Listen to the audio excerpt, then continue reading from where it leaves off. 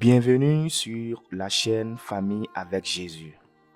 Aujourd'hui, nous parlerons de l'unité première partie. Ruth chapitre 1 verset 16. Mais Ruth répondit, ne me presse pas de te laisser pour m'éloigner de toi. Où tu iras, j'irai. Où tu demeureras, je demeurerai. Ton peuple sera mon peuple et ton Dieu sera mon Dieu.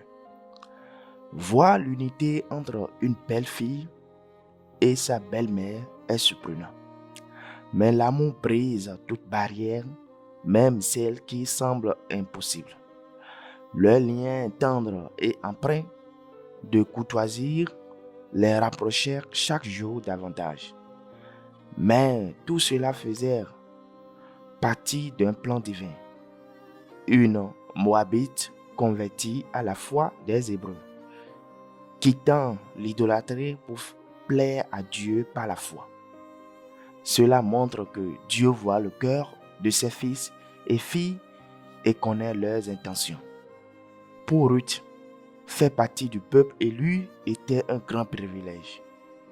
Et elle était prête à affronter les conséquences ou les préjugés qui pesaient sur elle.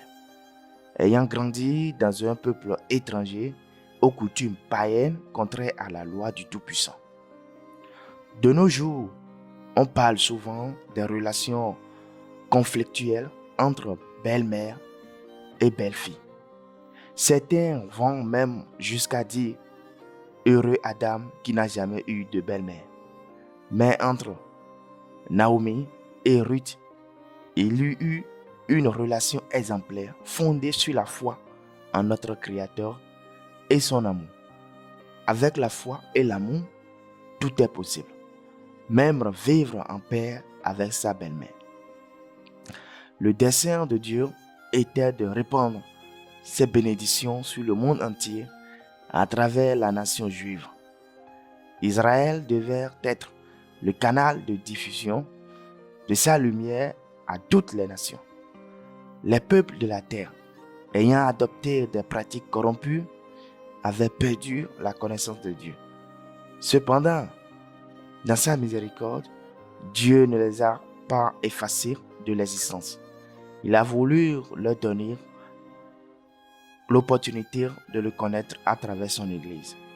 Le fils de Naomi fut l'instrument par lequel Ruth connut le vrai Dieu. Touchée par le Saint-Esprit, elle s'est attachée à lui. De Ruth et Boaz est née la lignée du Messie. Loué soit le Tout-Puissant.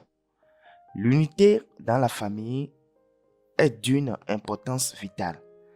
Avec la foi et l'amour, nous pouvons l'atteindre même en venant d'origines différentes. Il existe une unité entre ceux qui partagent l'esprit de Christ. On peut amener un cheval à l'eau, mais on ne peut pas le forcer à boire.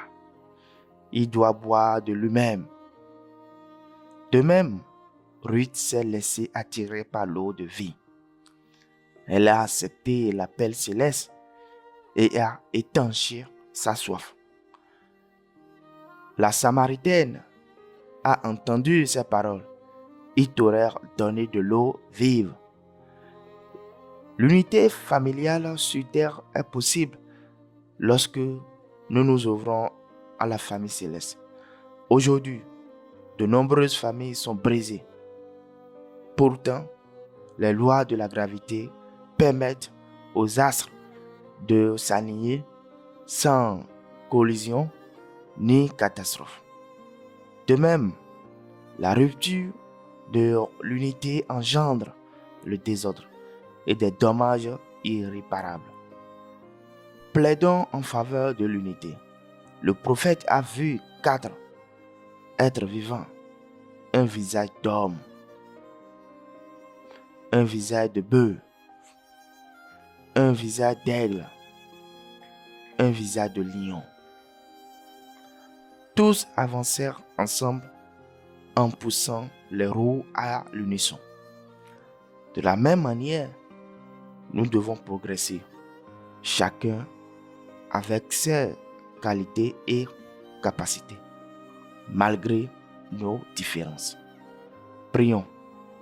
Notre Dieu, aide-nous à voir notre prochain comme tu le vois, comme une partie de ton troupeau. Que nous sachions discerner les vertus des autres plutôt que de nous attarder sur nos suppositions. Fais un miracle dans nos relations sociales, même avec ceux que nous pourrions rejeter. Aide-nous à ne pas nous éloigner d'eux. Écoute notre prière. Au doux nom de Jésus. Nous vous invitons à vous inscrire à la chaîne Famille avec Jésus.